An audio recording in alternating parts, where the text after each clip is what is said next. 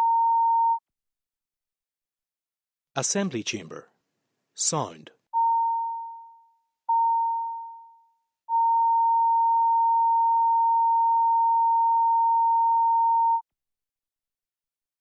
Assembly Chamber. Sound.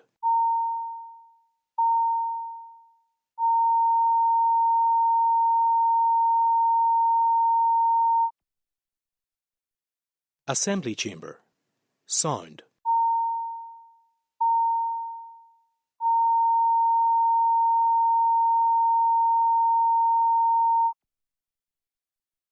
Assembly Chamber.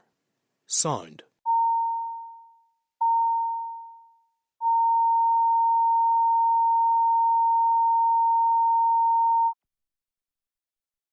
Assembly Chamber. Sound.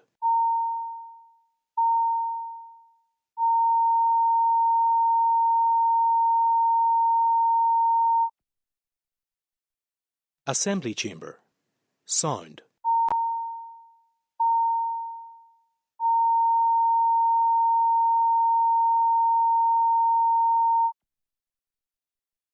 Assembly Chamber.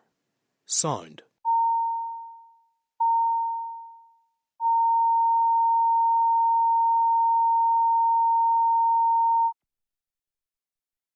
Assembly Chamber. Sound.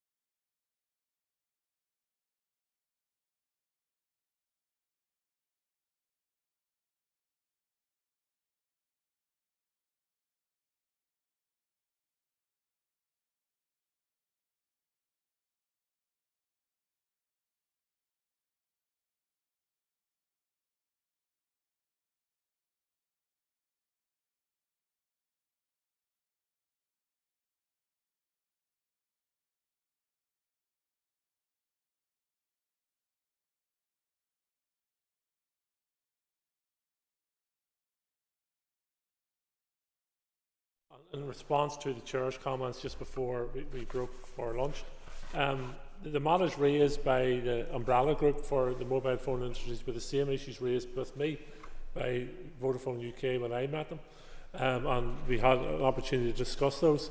As I said previously, there is a push for permitted development. I think that's a mistake. I do think it's a mistake, but as I committed earlier, we will continue to work with the mobile phone industry and others to ensure that everything is being done that we have appropriate development of this and other industries across rural and other areas. Returning to my comments, under the review of the public administration, the Executive agreed to transfer significant planning functions to local government, a decision that I believe remains right and proper, as it allows local communities to hold their councils accountable for how they discharge their planning functions.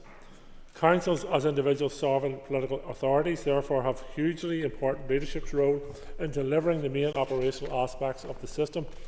This includes taking decisions on all planning applications for telecommunications development, producing local development plans, including local policies for telecommunications development, a process fundamental to the reform-led system, and for the effective enforcement of planning control. As you have already said, planning authorities rely on the expertise of statutory consultees to ensure that the important public interest issues such as road safety and environmental impact are properly taken into account in planning decisions, and many of my ministerial colleagues will therefore also have a direct contributing role to the effectiveness of the planning system. The mobile phone industry has an important role to play in terms of site selection, the quality of applications entering the system, and timely and adequate provision of information. I noted a number of members made comments in relation to their perceived and their experience of poor phone communication in certain areas. I think the comments from Keith Buchanan were particularly enlightening in terms of the appeared continued use or more use of poles, etc., instead of dedicated masts, and perhaps a perception also now that mobile phone companies are moving away from masts on private land where they don't have to pay land rent, etc., which may have an implication in terms of the quality of phone communication in some areas.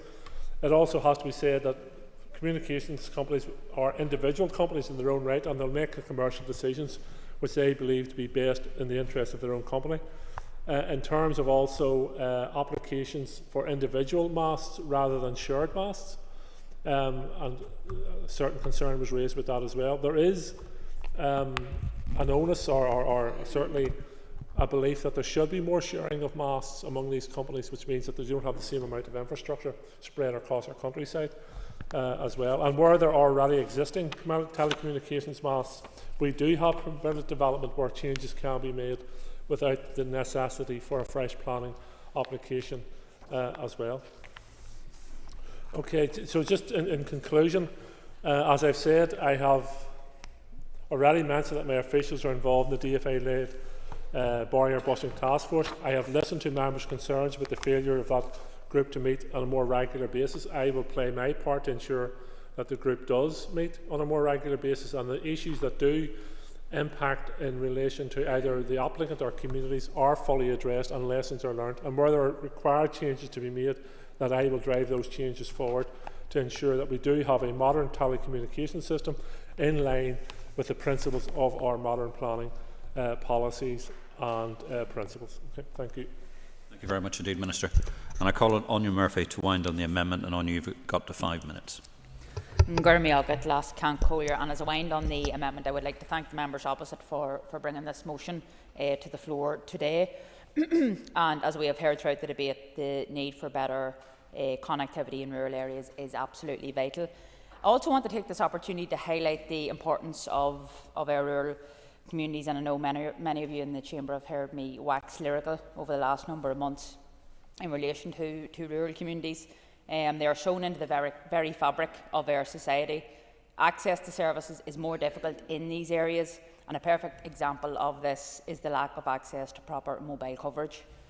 There are huge pockets in my constituency and indeed other rural constituencies who can't make a phone call from their home due to poor signal. Entire towns have no ability to either make calls or indeed take them.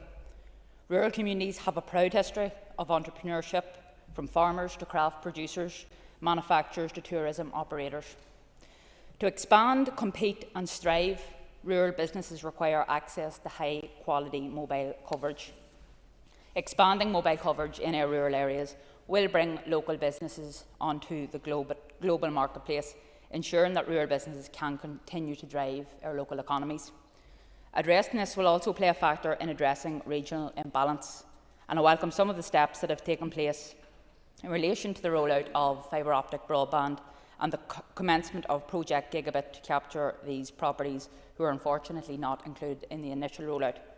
It would also be remiss of me not to mention the many factors that are at play in relation to mobile coverage, and that have been touched on throughout the duration of this debate. From planning, commercial interests, maintenance, to name a few, these issues have been articulated very well by previous speakers, and like many challenges that face rural communities, a one-size-fits-all approach won't address the lack of mobile coverage. So to conclude, Les Cancollier, cross-departmental working and sectoral inclusion will be key, and I want to acknowledge the work that is being carried out by the Department of Economy through the task force. Of course, there are issues that we need to be cognizant of, in particular to planning, and concerns that are raised throughout the planning processes. It is incumbent on all local councils to take stock of these concerns and, of course, work with all stakeholders to reach appropriate decisions. Gurmiagat. Thank you, Anya. I call on Stephen Dunn to wind on the debate on the motion, and Stephen, you've got up to 10 minutes. Thank you, Mr Deputy Speaker, and I welcome the opportunity to bring this important issue to the House today, along with my colleagues Deborah Erskine and Keith Buchanan, on expanding the provision of high-quality mobile coverage across rural areas, but also across every corner of Northern Ireland.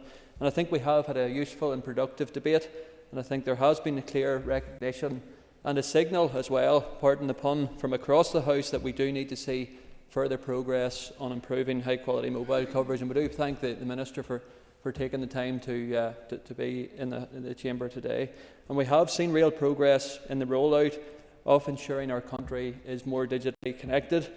And as has been mentioned, through the £150 million investment through the delivery of Project Stratum has been a game changer for so many right across our country, indeed in both business and in residential terms. And whilst there has been significant progress, we do hear what everybody has said, and that there is more to be done, indeed. But it has transformed Northern Ireland, and we do now have the highest coverage of full fibre networks right across our United Kingdom, with 9 in 10 residential properties, 91% now able to access full fibre networks. And I think that is something we can be proud of, and rightly so. And I think it does show that we're very much open for business, and the importance of digital connectivity is so crucial for that economic growth and prosperity which we all want to see. And modern society does demand reliable and fast communication networks to drive both that economic activity, but also for socially, for leisure, and through social media and so many modern means of communication. And affordable, secure digital infrastructure is essential both for business and individuals. It's also been mentioned about how the importance of small businesses, and I think mobile coverage is so essential for them as well, and they should never be forgotten, given how they are the backbone of our economy and within it right across our town, city and village centres. And whilst we do have broadband improved in so many places, paying for broadband can in some cases be a bill too far for many small micro businesses who do rely on mobile coverage, for example, for their card machines to work. And I was speaking to a colleague in a neighbouring constituency of Lagan Valley recently, where they have a village and they're experiencing very poor signal over the last number of weeks. And they highlighted that issue of how they just simply cannot afford a small butcher shop to have Wi-Fi. They're dependent on that mobile broadband, and it highlights how we definitely need to do more on it. And there's so many industries that do rely on it, and creating opportunities particularly for our rural communities to develop their business. And this goes way beyond. Yes, sure. Thank you very much to the member for giving way. And I'm sure the member will have seen from one of the providers here a case study which they have carried out, a farm case study, where they found that 5G-enabled sensors helped the farm to reduce its chemical usage by 30% and improve efficiency by 15%. Now, I'm sure that doesn't apply to every single farm, but those of us that are interested and have followed the DAERA in its pursuit of the Lough Neagh Action Plan could look at the likes of that and the potential that that gives for reducing the usage that's contributing to some of the problems with pollution in Lough Neagh. Thank you, Mr McGlone. Yeah, I can concur with that approach, certainly, and it highlights again the real issues that do exist in our rural communities as well, and it's not just specific to the digital mobile coverage that we're talking about today. And it is crucial we tackle the digital divide between urban and rural parts, and we do welcome the shared rural network, which is helping to transform our communities right across our United Kingdom. And we certainly as a party are very much committed to ensuring the benefits are harnessed to boost our economic competitiveness. Even just locally, just 1 mile exactly behind this very building in which we stand today, or sit today, is the rural townland of Craigantlet, within my own constituency of North Down, which links Bangor with Holywood, Belfast, Newton Ards and Dundonald. And the Craigantlet area is one such area that has been continuously plagued for many years by very poor signal, with no 3 or 4G coverage at all in many parts of it, much to the frustration of commuters and residents alike. And this does have an impact on economic activity, where small micro businesses are simply unable to use the mobile technology to do business and also to communicate in our world today. And this does highlight how the problems aren't exclusive to the west of the province, but there are challenges in every corner of Northern Ireland. Very similarly, the Seahill area off the A2 between Holywood and Belfast is another notorious black spot or not spot, despite being positioned on such a key link road between Bangor and Belfast with over 35,000 daily vehicle movements. Operators do have a responsibility to ensure their network upgrades are located in appropriate areas, and I do welcome the commitment from the Minister to continue to work on that particular issue. And I have seen recently an increase in applications for mass to be located in built-up residential areas, and this does cause concern, and many of those concerns are genuine. And I'm sure anybody that engages with residents that do have those concerns, they do need to be listened to as well in the process. And as my colleague Mr Buchanan mentioned, there does seem to be now a desire from these very wealthy companies to look at choosing publicly owned footpaths as a cost-saving measure to install these masts, and that does cause concern for many residents, rather than having to invest in private land, which would have been traditionally the model to do so. So it is important that a balance is struck, and as the Minister highlighted too, the planning process is there for a reason to take in both views, and that is important that continues as we seek to ensure that high quality mobile coverage across Northern Ireland is improved. And that's why we brought this motion, and that's why our party has been focused on delivering change and it as a #1 priority for so many ways. Just to comment on a number of members, my colleague Deborah Erskine, in introducing it, the motion today highlighted how planning issues are very important and rightly pointed out how it is a cross-departmental matter and that there is a number of departments that are responsible, and it highlighted how it is important that Northern Ireland is not left behind. She also made a very valid point around emergency services relying on mobile technology, and that point was echoed by a number of members too. And we think of the accidents on our rural roads, for example, and the emergency services are reliant on having an adequate and connected mobile coverage. Cathal Boylan talked about there is work to do for phone networks, and he also highlighted how there is still gaps, including through broadband provision. But he did indeed warmly welcome our £150 million delivery. So thank you for that, Mr Boylan, on the broadband issue. But yes, there are issues areas that still need investment, and highlighted the barrier busting task force as well and the work to do on that. Andrew McMurray highlighted the agricultural and tourism sector and the mobile coverage, that there is the need for barriers to be removed, and also an important point around local development plans. In many parts of Northern Ireland, there's still work to do on that. John Stewart highlighted how it is not just a west of the province issue, and also wants to see a streamlined planning process.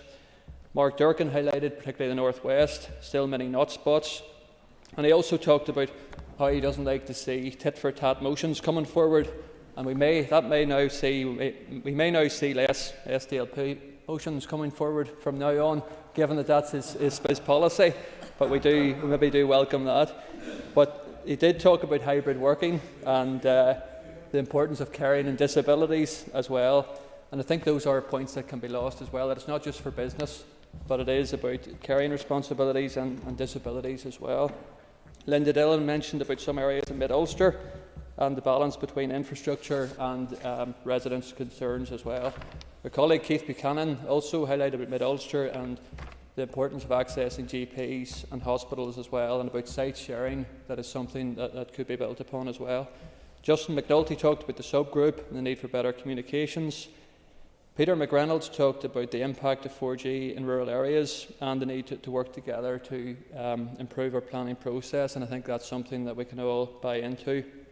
Patsy McLone talked about the small businesses on the move and highlighted the deterioration in some areas over the last number of years, and I think that is an important point, and we would urge the Minister to continue to make representations to the industry about those areas where we've seen a reduction, certainly something that we shouldn't be seeing. So I think we have had a useful debate, and the Minister, we do welcome his commitments on this important issue, and I think it is important that we keep it to the fore. Thank you, Deputy Speaker. Thank you very much indeed, Stephen. Thank you. Right, ladies and gentlemen, the question is that the amendment standing in the name of Cathal Boylan, Linda Dillon and Anya Murphy be made. All those in favour say aye. Aye. Any contraries? The amendment is made. Therefore, the question is that the motion as amended be agreed. All those in favour say aye. Aye. Any contraries? The motion is passed. Thank you very much indeed. Just take your seat there. Ready? Nearly, you're going to come on? Yeah, just let me know. Jerry, is Carol on her way?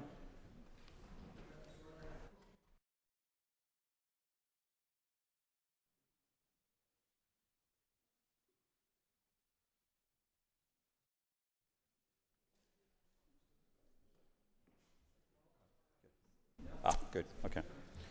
Ladies and gentlemen, item 5 on the order paper is the adjournment. The question is the Assembly do now adjourn. And in conjunction with the Business Committee, the Speaker has given leave to Nuala McAllister to raise the matter of child poverty in North Belfast. I call Nuala McAllister and you will have up to 15 minutes. Nuala. Thank you, Deputy Speaker, and thank you to the Minister for coming today, and from the MLAs, and in particular as well ones who are outside of North Belfast staying for the adjournment debate today. And I'm sure a lot of the issues that we're going to be discussing are not new to everybody, but I think it's very important that we do highlight and make them a priority today, particularly coming after the publication of the programme for government, and also from the reports by the Northern Ireland Audit Office, the Cliff Edge Coalition briefing as well regarding the child poverty and the fact that it is not decreasing here in Northern Ireland. And just for a moment, if we can focus on that Audit Office report, which highlighted the fact that there are 29% of young people, children, living in poverty in our constituency in North Belfast, and to make it even more stark, that's 7,200 children. And we see this manifest in many different ways in our constituency offices. We also see it manifest right across the board and across every responsibility of the executive. And so I just want to take the opportunity then to focus on some of those elements and hopefully hear from the Communities Minister, but indeed also put pressure on all of the other ministers to make this a priority. And if I start with housing, we had an adjournment debate on housing in North Belfast some months ago. Carol McCullen had brought that forward, and again there were issues there that were not new to all of us, but housing is one of the issues and the outcomes and consequences of poverty, and actually doesn't help to bring people out of poverty when we do not give them suitable housing to live in. It's one of the issues that comes to us every single day in our constituency offices, that there are people also living in housing poverty, and many of those children and young people. If a young person does not have a suitable place to sleep at night, a safe place, somewhere that there is their haven, how are they then prepared for every single day following, either to go into school or interact with their peers, when they're living with the pressures at home and they're seeing it through the eyes of their parents or caregivers? We also see many health inequalities when it comes to poverty. And just to talk a little bit about some of those, in North Belfast in particular, in some of the most impoverished areas, an example is the fact that air pollution is more rife in impoverished areas than in affluent areas because of the dense inner city living, and that can exacerbate. We might not see it now in these kids that are coming through our constituency offices with their parents, but you bet in 10 to 15 years we'll be seeing it in the conditions that they have, such as COPD. And I know a lot of us get a lot of constituents through our offices who are dealing with that, and it is because some of that is because of where they live. Another issue, speech and language development. We know that it is important to read to children, it's important to engage with children, to have eye contact with children, but whenever we are faced as families right across all of the constituencies with problems and difficulties every single day, it's not so easy to tackle all of those issues, especially on your own. In my office in North Belfast, down below, there's a Sure Start, and Sure Starts are invaluable in every constituency, but given that I pass by one nearly every single day in my office and seeing the people coming and going from that, and I speak to the staff there who often refer people upstairs and vice versa, the health inequalities that they have told me about in terms of obesity because of the rise in price of food and people not actually being able to afford and the right food to cook for themselves, and also the rise in malnutrition. In fact, there was over 2 years ago, and one of the leading consultants at the Royal Hospital said that she had witnessed a young child actually stuff food down their nappy to keep it, which is actually horrific. But we see it, this isn't just something on the news, we see it in North Belfast, and that brings me on to the next point, which is food parcels, food banks, vouchers for food parcels. We all give those out in our constituency office. I don't know about the rest of you, but it's increasing in mine every single day. And the people that we see coming time and again are single mothers more and more than any other category in North Belfast. Now, we don't just offer food parcels, we do offer referrals to the family support hubs, and whether that's through the Vine Centre, Ashton, RCAB and Rathcoole, they're right across North Belfast. There are people willing to help, but those people willing to help aren't going to actually get to the root of what causes poverty and how to lift people out of poverty. The Royal College of Paediatrics and Child Health themselves have tried to put a focus on the fact that poverty has more health inequalities, saying that the regional infant mortality rate within the most deprived areas, and given that North Belfast is number 2, was 1.1 percentage points higher than the least deprived per 1,000 live births. I mean, that is a sad indictment of our failure on dealing with child poverty.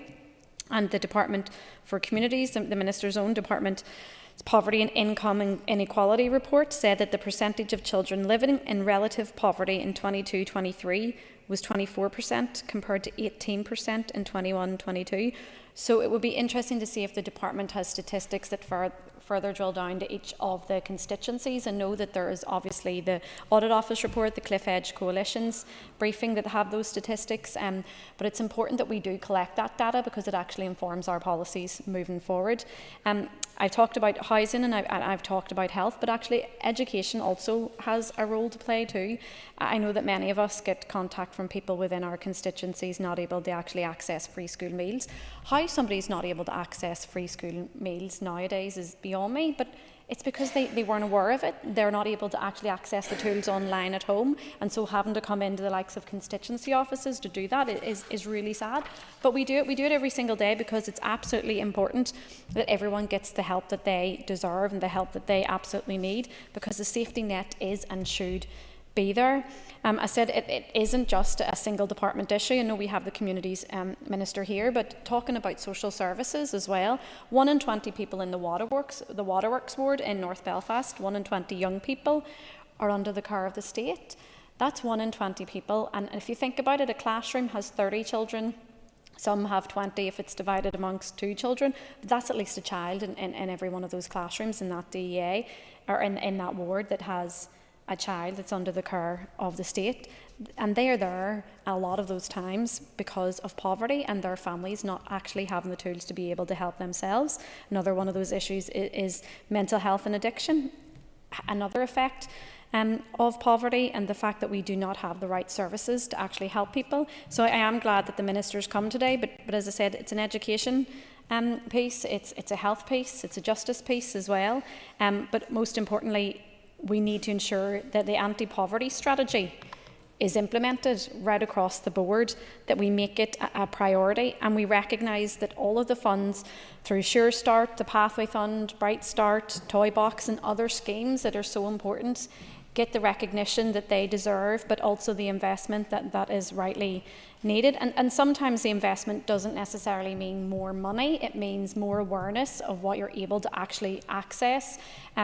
Yesterday, Alliance launched our policy paper regarding universal credit and the 5-week wait, because we know we have seen people now in North Belfast more migrating onto universal credit, so we have more cases helping people with it, that those waiting for those 5 weeks, those people on the poverty line are now being pushed into it further. So we have proposals that are not just about cash injections, but are actually helping people become more aware of the contingency fund, for example.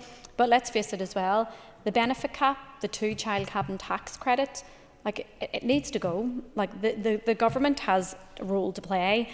And it's despite what they have said in the past about not wanting to abolish the limit, the 2-child tax credit limit, the Labour government need to look again at the party and the people that they represent to ensure that they actually make this move one of the single pieces of help in ensuring that children are lifted out of poverty. I speak today just about North Belfast because it is the second highest, but also reflect that West Belfast is the highest by actually 4 percentage points. I mean, that's even worse than North Belfast, and it's important to every single one of us. But when you see it every single day through your constituency office and all you can do is help people in the short term, it's not enough. We need that long-term solution, and I look forward to hearing from the Minister to any of those short-term and long-term measures that we can see implemented, but also through the entirety of the executive and using the Children's Services Cooperation Act, what we can do to actually use all of the tools on an all-party basis to tackle and end child poverty, not just in North Belfast, but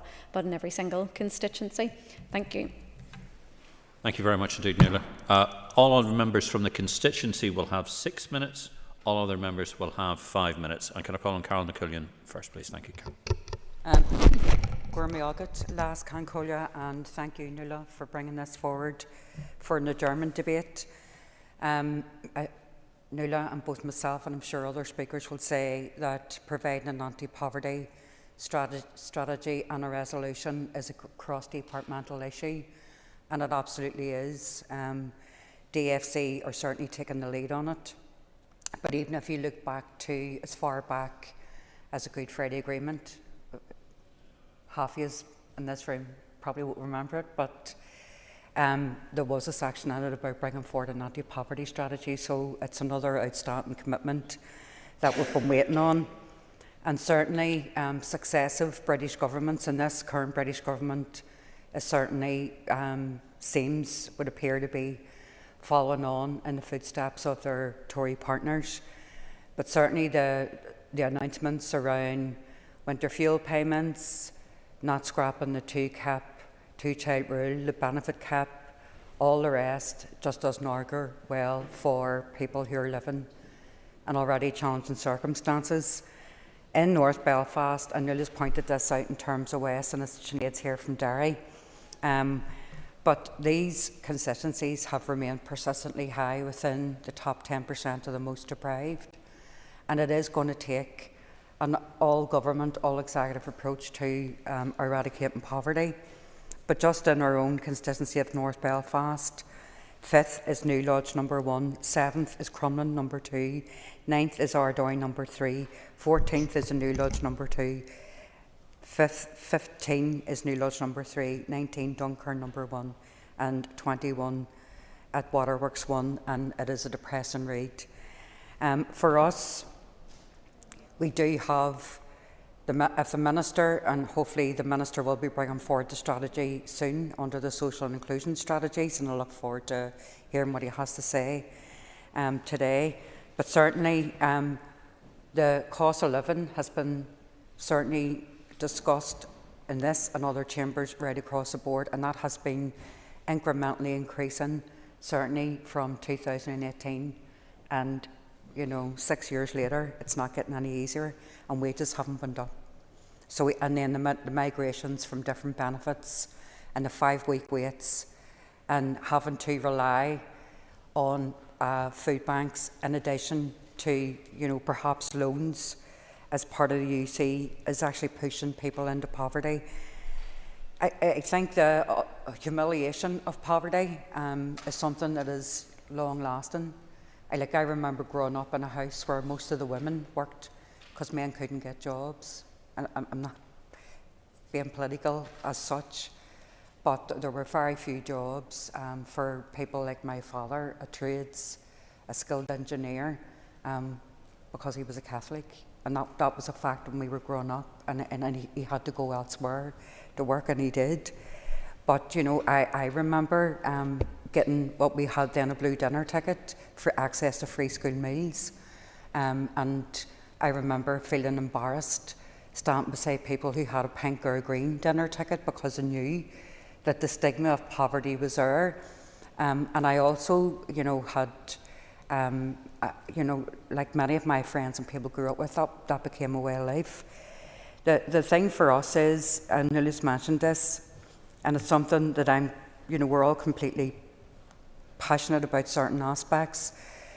But the other, thing that I have seen, which is horrendous, is that children kind of, the AMA was removed for teenage children, but certainly even participation in sports and arts and others, they just haven't got access to equipment, even through clothes banks and sports banks and musician banks and all sorts. That means that a lot of children won't even have the aspiration. So there's poverty and aspiration, which I think is debilitating, and it's horrendous. I've also seen youth clubs, and Bramwell and Phillips here, but Bram will know, even through good relations work in North Belfast, it's taken a bit of a hammering at the minute, but like usually we'll bounce back. But a lot of those youth and good relations programmes have food built into them, because it's not just about getting the kids in, it's about getting the kids in. Health and safety, food is now built into that as well, because children are coming to these places hungry. And I do think the other aspect is the housing and the health. So growing up, 3 generations, sometimes 4 under one roof, teenagers and young children all sharing 1 or 2 rooms, it's humiliating, it's horrendous, and that has been the custom and practice. And I desperately ask that we need to change that. Getting access to affordable housing is a massive challenge right across all constituencies, but particularly when there's a big demand in certain areas. Landlords, most of them, I would not repeat, but what I would say is they use market forces to squeeze families out, and it's horrendous, and it's greed, and that's just basically what it is. The impact on children's physical, mental health, it's huge. Nuala's mentioned speech and language in our constituency.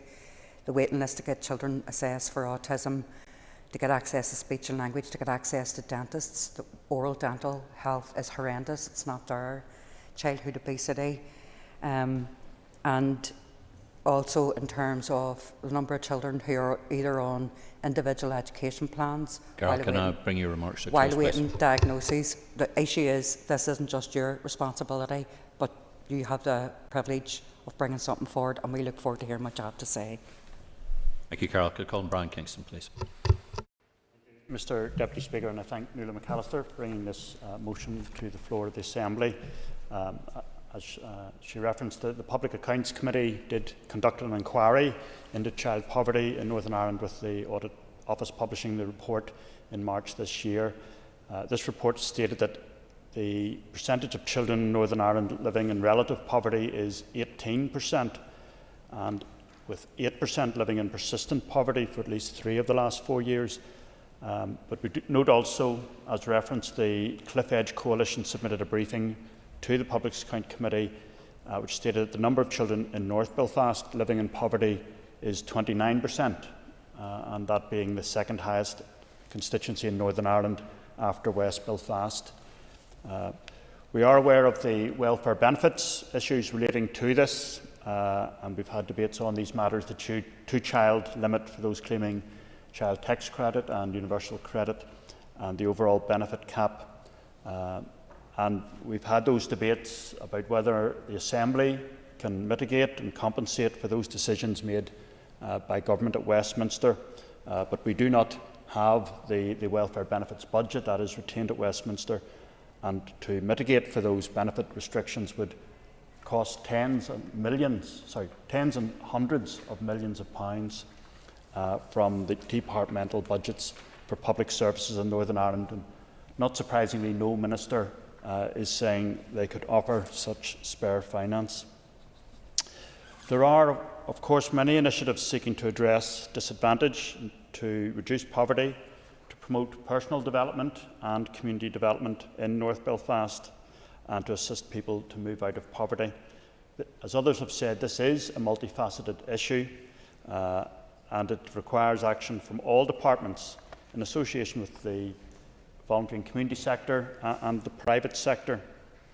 And it is important to recognise that the circumstances in which people grow up can vary greatly. Some will be fortunate and have generally supportive circumstances, whereas others will have more challenging circumstances due to family, personal or community issues. The overall aim of this Assembly should be to help everyone achieve their potential in life and to provide extra support where it's needed to compensate it for challenging circumstances. This touches on many levels of government and, as I say, also the community sector and the private sector. In terms of employability, the Department for Communities, as I'm sure the Minister will mention, provides the jobs and benefits offices. I've visited the one in the Shankill, and they have genuine care for their clients and provide one-to-one support for people seeking employment. And they're supported in the community sector by job assist centres and the dedicated support of the Belfast Works Connects, which is reaching people who are deemed to be economically inactive and further from the labour market and just needing extra support to help them into training for employment and into employment.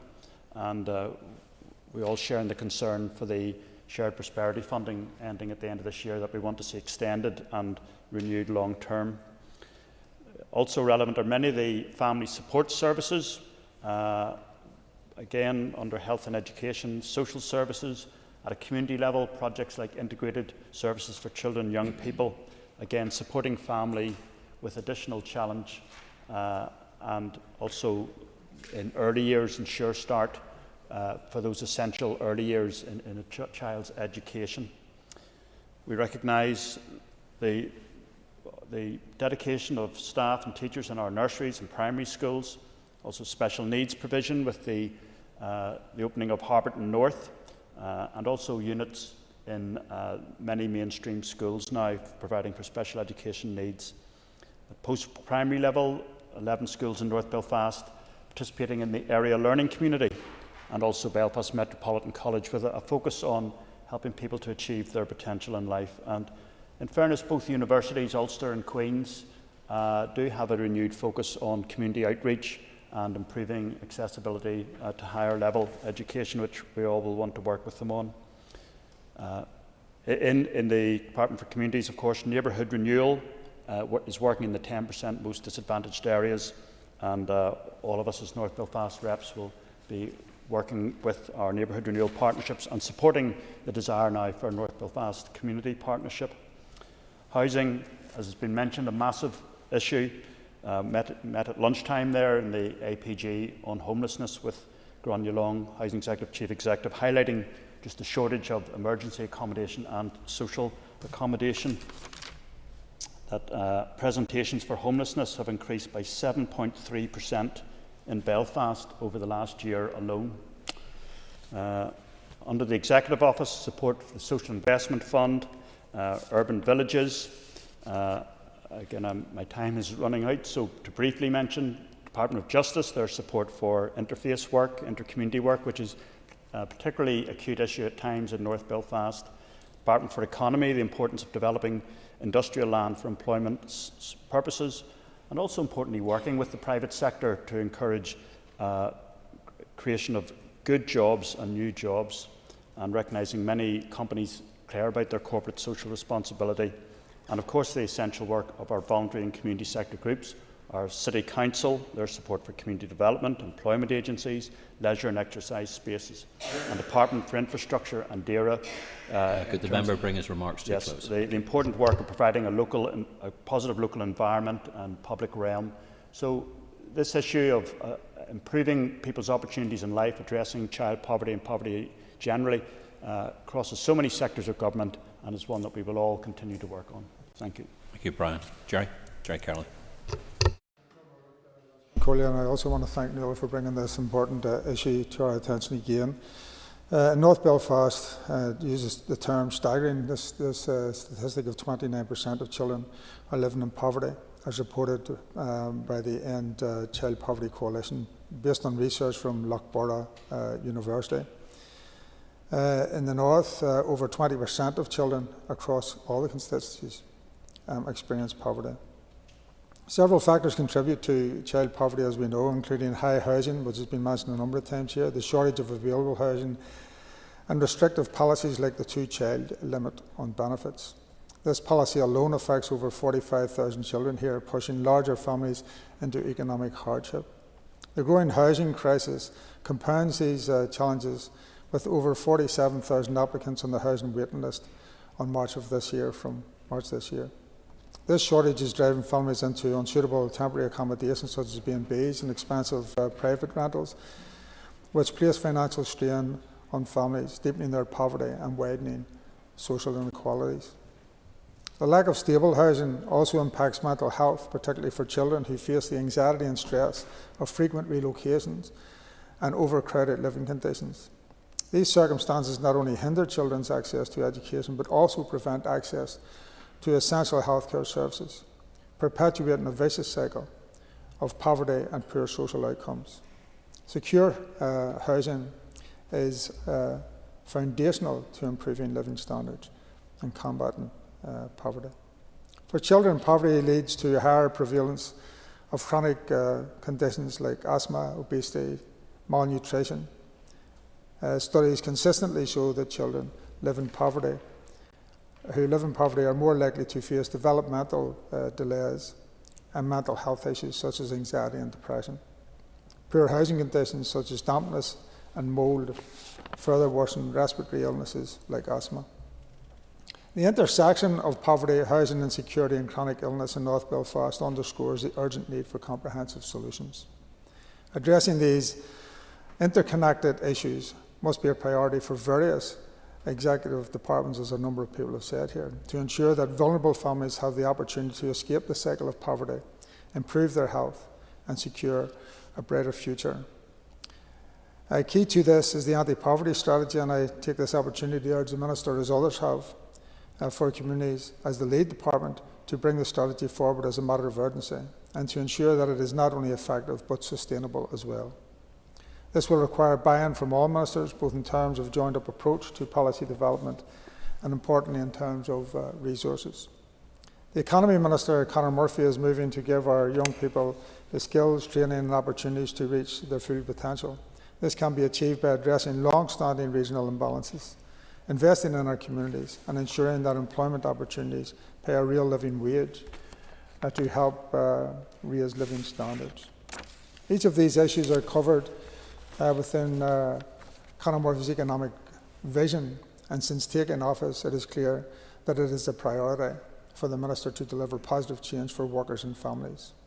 In terms of the anti-poverty strategy that is due to be published by the Communities Minister, we must ensure that it contains commitments too.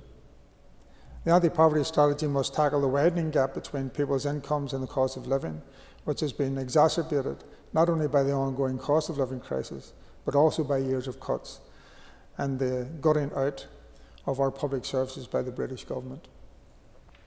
Policies like the 5-week wait for universal credit, I think mentioned by Nuala earlier on, payments and the 2-child limit on benefits have undoubtedly contributed to the rise in child poverty, with over 45,000 children across the north of Ireland directly impacted.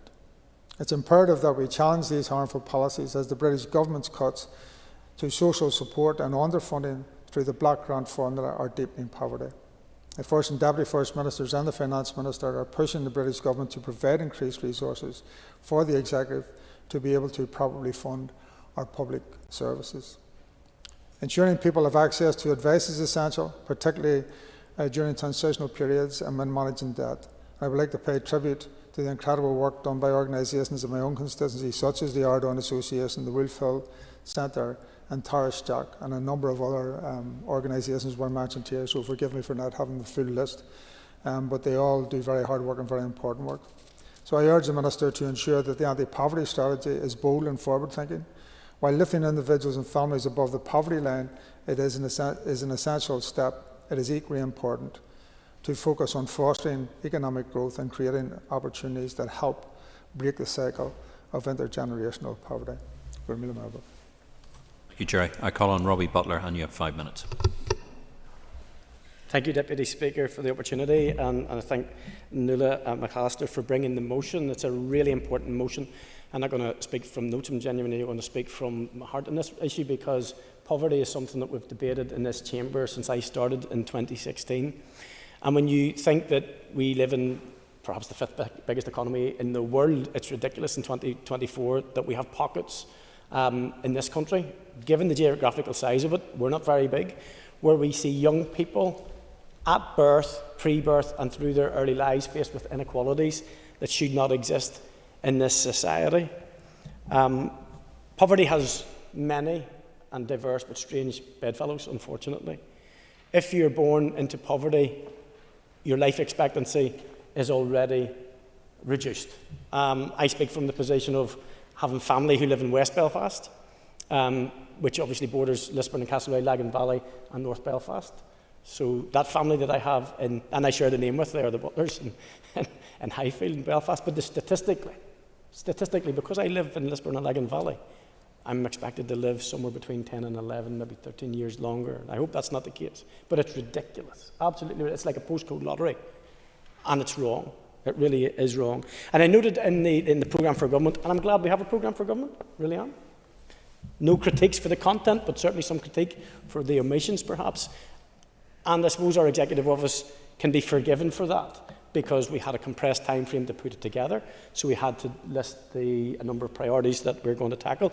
But you can't be forgiven for this, is that they're all done in P's. It's like Presbyterian alliteration. We have people, planet, prosperity and peace, but we don't have poverty there as a particular target. And if we did have poverty there as a particular target, I think the rewards would be off the charts. Because, as has been listed by many who have spoken, if you live in poverty, you're more likely to suffer from poor mental health. If you live in poverty, you're more likely to be suicidal. If you live in poverty, you're more likely to have a disability or a learning disability. If you live in poverty, you're less likely to achieve educationally. If you live in poverty, you're less likely to have a suitable home. If you live in poverty, you're less likely to be contributing to the environmentally friendly nature of climate protection. It is strange and many diverse bedfellows, but none of those bedfellows are worthy of pursuit. What I will say, and this is to remain apolitical, and I've been listening with interest many years. I know Carol McKillen is absolutely passionate about homes, quality homes, and I've loved working with Carol in that regard in different APGs. But poverty is a political choice. And everybody is right to point at the previous Conservative government and their austerity agenda and the changes that have been manifest. But if we don't look at ourselves in this chamber where we didn't sit for 5 years out of 8, then we neglect the responsibility of political failure here. We are as responsible for political failure and the failure to tackle poverty as any other political agency on these islands, and we need to learn from it. And I think the leader of the DUP at the weekend hinted that he perhaps would not be bringing the Assembly down. And I hope that's for any reason. And I hope that perhaps the Sinn Féin leader at some stage can also give this country that confidence that poverty, tackling poverty and tackling and promising our young people a better future is going to be the #1 political priority.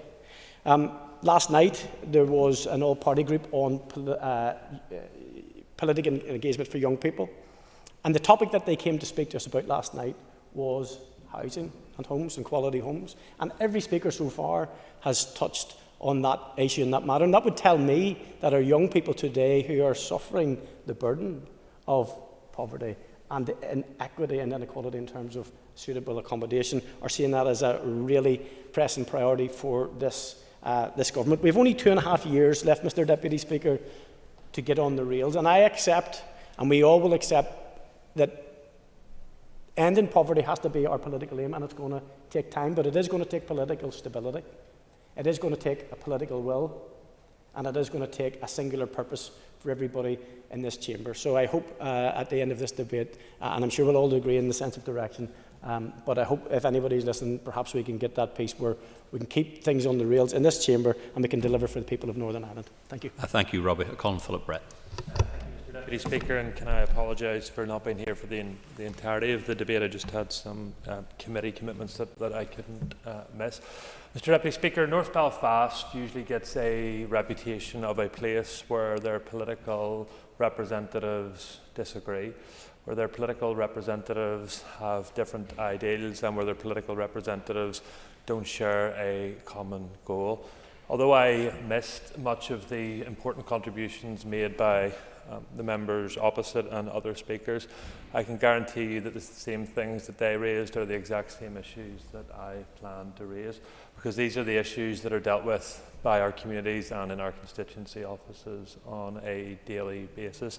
Tackling poverty is something which the 5 members elected by the people of North Belfast work on and together on a daily basis. The North Belfast community groups, which other members may have already alluded to on a regular basis, bring elected representatives from the parties together to tackle the very issues of poverty.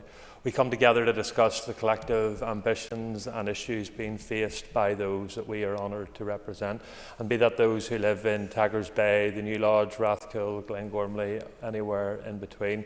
the issues that they face are exactly the same.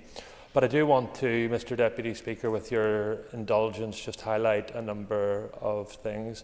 Community voluntary sector in North Belfast are made up of the best people there are, who freely give of their time on a daily basis to try and improve the lives of all those who call North Belfast home. And I must pay tribute to government ministers and political parties of all hues who have put together many strategies and many initiatives right across North Belfast which are making a lasting impact. I think of the neighbourhood renewal partnerships which continue on a daily basis to deliver for those most in need. I think of the Building Successful Communities programme, which operates in parts of our constituency, which build those much needed homes to tackle poverty, which invest in education, which is key to ensuring that our young people are lifted up, and it invests in the fabric of our community organisations who day and daily provide that service that all our constituents need. I think of the Urban Villages programme, which my colleague Brian Kingston is heavily involved in, which operates in the Old Park DEA across Ballysillan and Ardoyne, sponsored by the Executive Office, but day and daily delivers programmes and community assets which are used to tackle the issues that are rife in our community. So I think it's important to recognise that the progress has been made, but there is much, much more to do. And I know that Nuala, Carol, Jerry, Brian and I will continue in that spirit of cooperation to try and ensure that no person within North Belfast experiences what they have in the past, and that together we can ensure that North Belfast continues to be the best place to live, work, invest and to raise your family. Thank you, Mr Deputy Speaker. Thank you, Philip. I call on Sinead McLaughlin. Thank you, Deputy Speaker, and I would too like to commend the proposer, Nuala, for bringing this motion forward. I first of all would like to say that poverty is a blight in our society, whoever it affects and wherever it is found. But it's fair to say that it has a particular effect on children.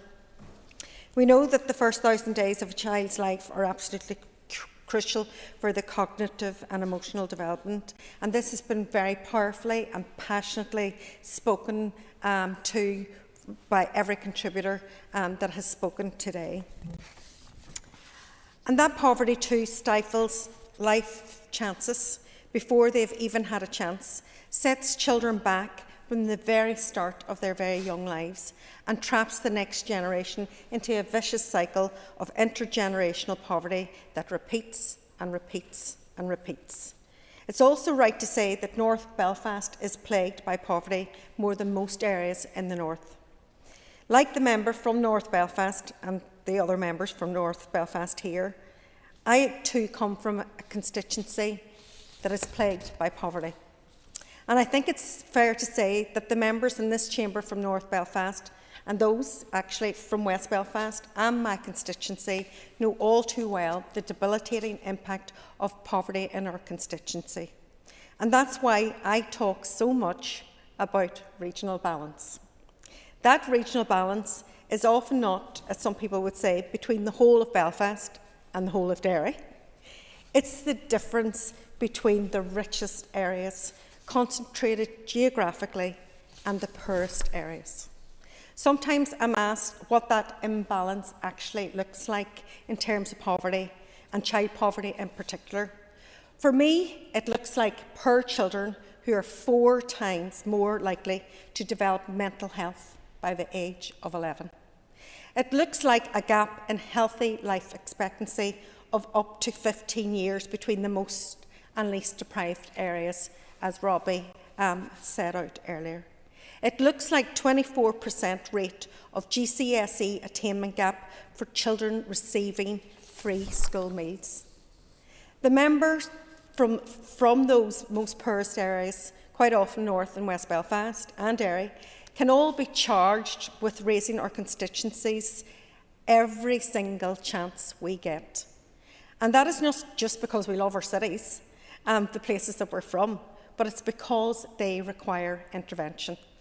And neither should we be competing with each other. The problem is poverty. And although the solution is different, whether you're sitting in New Lodge, Ardoyne or Craigan, it is a stain on our society that government has not addressed. So how do we address it? We invest where the need is greatest, including looking at the areas of greatest deprivation and making sure that every single policy, strategy and plan that is produced in this building is screened on that basis and included on that assessment. That is policy responsibility, and that is accountability, and that is sorely needed, and that is sorely not present. And it means that having the overarching policy there in the first place. We have no standalone child poverty strategy here. And while I appreciate that the anti-poverty strategy is part of the social inclusion strategies included in the programme for government, it is still true that poverty is not one of the government's 9 priorities. It's actually shocking. And it is not a priority. And if it is not a priority, it will not be ended for children in North Belfast, West Belfast, Derry, or anywhere else in between. We need to get serious about this. We need meaningful and measurable targets and a plan in place. The Executive must get on with that job and end poverty once and for all. Thank you. Thank you very much indeed. Thank you, Sinead. Minister, over to you, and you have up to 10 minutes. Thank you very much, Mr Deputy Speaker, and can I sincerely thank the member for North Belfast, Ms McAllister, for bringing this forward today. I appreciate the contributions that have been made. I have listened to them all very, very carefully, and I hope to address all of the points that have been raised during this debate. But let me say at the outset that poverty is a curse. At its core, poverty are needs of our people not being properly met. It's a curse on our society, and poverty actually impacts everyone, everywhere. You may think that's a strange statement to make, but we're all impacted by poverty because we're impacted by our friends and neighbours. We're impacted as policy and decision makers in this place, and there are some things that we might like to do in the society but we can't do because of the damaging impacts that poverty brings. So tackling poverty in all of its forms is a key priority for me. And today's debate allows me the opportunity to revisit my commitment to tackling it in a deliberate and decisive way. Now, there has been much talk in particular about North Belfast during this debate, as you would expect during an adjournment debate on child poverty in North Belfast. And I hope the members won't mind, but I'm not going to repeat all of the statistics that have already been outlined today. Child poverty is, of course, a serious issue across Northern Ireland, but I understand it is particularly acute in North Belfast and some of the other constituencies that have been mentioned today. But unfortunately, we see it existing throughout Northern Ireland, and that is why I am going to take the approach of doing everything that I can to tackle it everywhere and every part of Northern Ireland. But of course that will apply in North Belfast as well. I don't intend to go over some of the work that is already being done. Mr Brett has already mentioned some of the excellent work that is being done, especially through the community and voluntary sector. Significant actions that are happening that is alleviating some of the worst impacts of poverty in North Belfast. We have had more work done through the Neighbourhood Renewal Programme, and it has provided sustained support to areas of deprivation right across North Belfast in 24-25, and £3.8 million has been invested across 45 projects. So we know that lots is being done, but we all know that there is a lot more work to do. So I want to get straight to it. I want to talk about what it is that I intend to do to tackle this issue in North Belfast and right across Northern Ireland. And so I'm pleased to announce to the House today that I have agreed the next steps on the anti-poverty strategy, and I have written to all other departments and have stood up the cross-departmental working group so that we can get that buy-in that is necessary from other departments to make sure that we work in a collective way to address this issue. And that has been raised time and time again during the debate here today. It is not my sole responsibility to tackle poverty in Northern Ireland. I am in the position where I am going to be working with executive colleagues to bring forward this draft strategy, which we now have, that we're going out to the other government departments, that we're getting their buy-in so that we can get this move forward. And I hope to be in a position where this will be agreed by the executive early in the new year. But I want to get that buy-in from other executive departments so that we are ready to go and that we can start to tackle the issues that we face. So how are we going to do that? Well, there are going to be three main areas within this strategy, and this is what I want to do. First of all, I want to make sure that we are minimising the risk of falling into poverty, and there are a number of ways in which we can do that over the longer term. It's about making sure that children have the best start in life through education. It's about dealing with issues like debt, and also ensuring that issues like disability and addiction are given the proper support that they need, because these are all factors which lead to an increased risk of people falling into poverty. The second thing that I want to do is make sure that we minimise the impact of poverty when people do fall into it. That means ensuring that people do have the resources that they need, that they again have access to education, that they have the help and support that they need for their physical and mental health, and that we're addressing issues of place and of crime and of safety. And importantly, we are dealing with the issue of housing as well, including fuel poverty, which is a huge driver of poverty overall. Thirdly, I want to make sure that we do everything that we can to support people to exit poverty. So we need to make sure that people find themselves in the right economic and employment conditions, that we support people getting back into work to gain that employment, to have the further education opportunities that they need, and also importantly that they have the childcare that they need in order to work. And already you see that work being done in some of the job programmes that my department is responsible for. Job Start was absolutely a fantastic programme, and just last week I met someone who was on universal credit, a single mum, got work through the Job Start programme, and is now in the situation where they are in work and it works for her and for her family. And that's why all of these issues together are so important.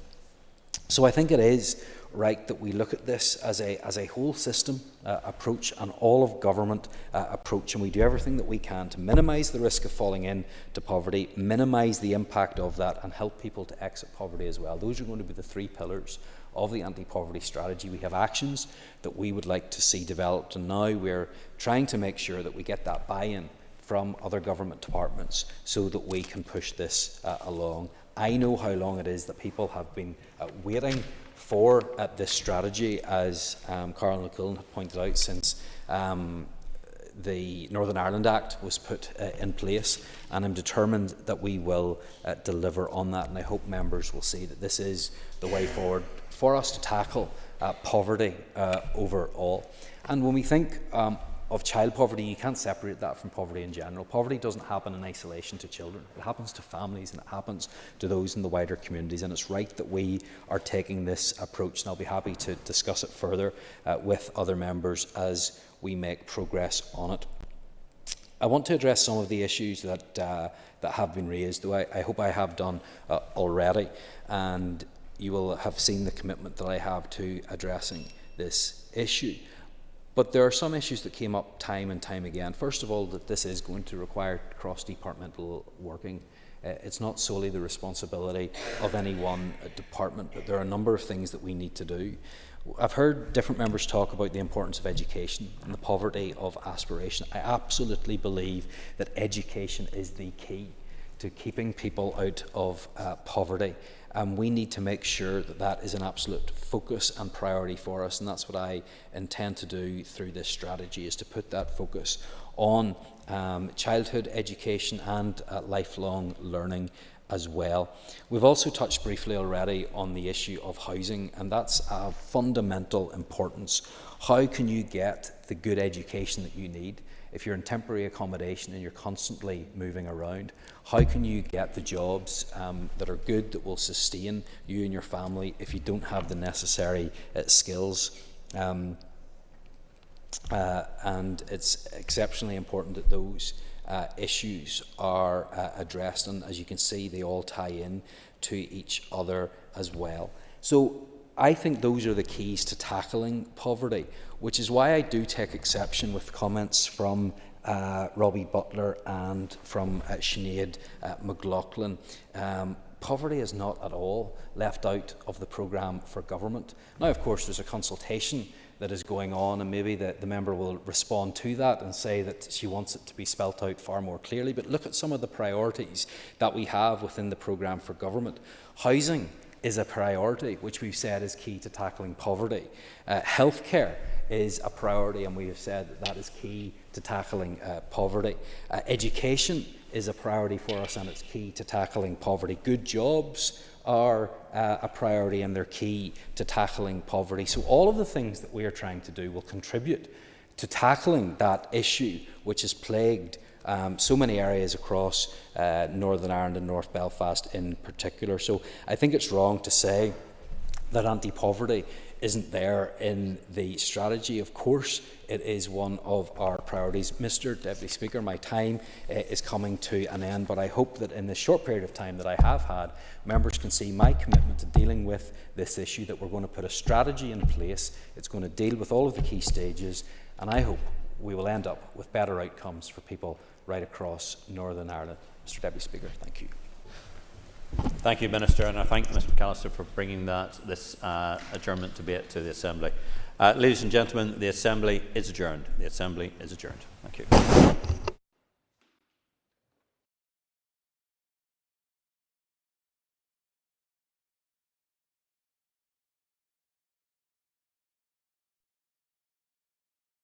Assembly Chamber.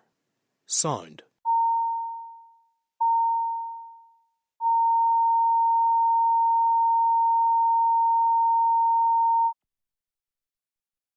Assembly Chamber. Sound.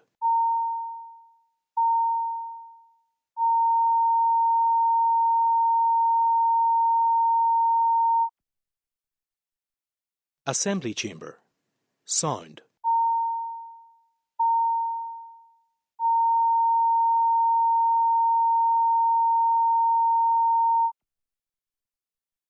Assembly Chamber. Sound.